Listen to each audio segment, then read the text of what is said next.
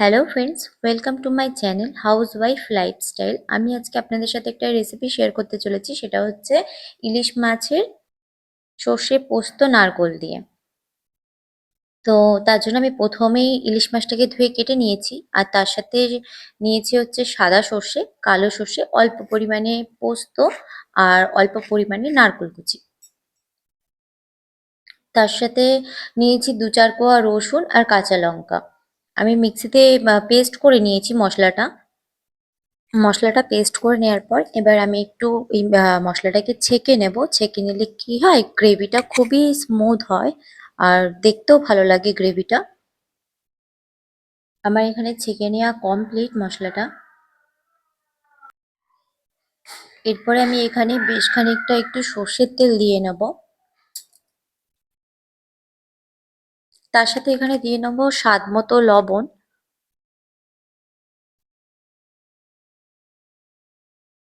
লবণটা দিয়ে নেওয়ার পর আমি এখানে সবকিছু একসাথে ভালো করে মিশিয়ে নেব।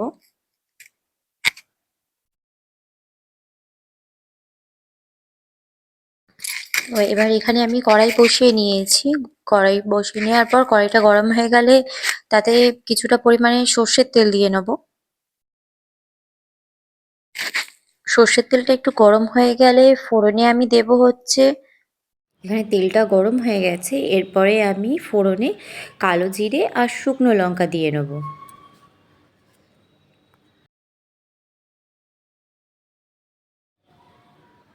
তার সাথে কিছুটা পরিমাণে তেল গরম হয়ে যাবার পর ফোড়নটা ভালো করে নেড়ে নেওয়ার পর তার সাথে কিছুটা পরিমাণে হলুদ দিয়ে নেব। এবার হলুদটা দেওয়ার পর ভালো করে নেড়ে, এখানে আমার একটু হলুদ লাগতো সেই কারণে আর একটু হলুদ দিয়ে নিলাম। তারপর ভালো করে নেড়ে নেব। নেড়ে নিয়ে যে মিশ্রণটা আমরা করে রেখেছি সেই মিশ্রণটা এখানে সর্ষে গরম তেলের মধ্যে দিয়ে করে রেখেছিলাম সেটা দিয়ে দিলাম।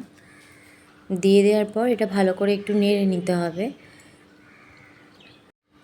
এবার ভালো করে এটা নেড়ে নেওয়ার পর একটু হালকা ফুটে এলে এবার এখানে একে একে গ্রেভির মধ্যে মাছগুলো দিয়ে দেবো।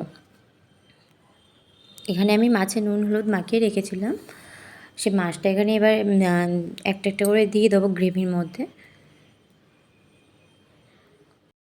এখানে আমার মাছগুলো দিয়ে নেওয়া হয়ে গেছে। এবার গ্যাসের ফ্লেমটাকে মিডিয়াম টু লো আছে রেখে আমি এখানে ঢাকা দিয়ে দেবো।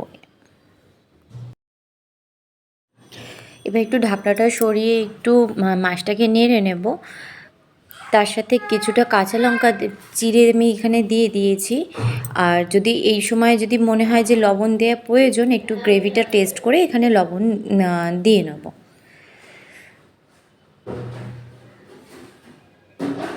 দেখুন আস্তে আস্তে তেল ছাড়া শুরু করে দিয়েছে গ্রেভিটা থেকে। তো আবারও আমি একটু ঢাকা দিয়ে রাখবো।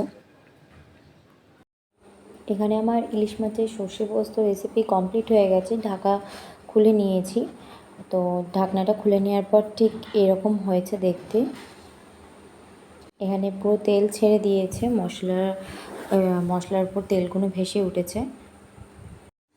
বন্ধুরা, আজকের রেসিপিটা যদি আপনাদের ভালো লেগে থাকে তাহলে প্লিজ চ্যানেলটাকে সাবস্ক্রাইব করবেন আর একটা লাইক করবেন আর কমেন্ট করবেন।